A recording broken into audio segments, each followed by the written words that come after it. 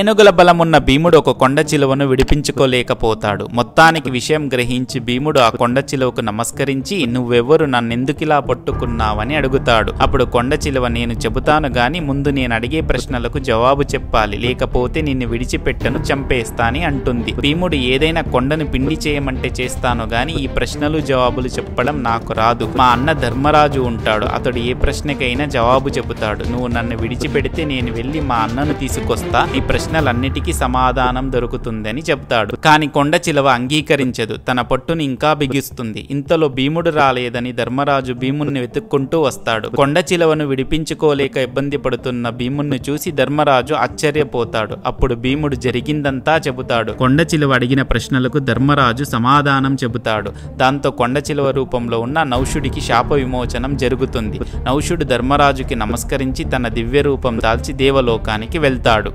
ఇలాంటి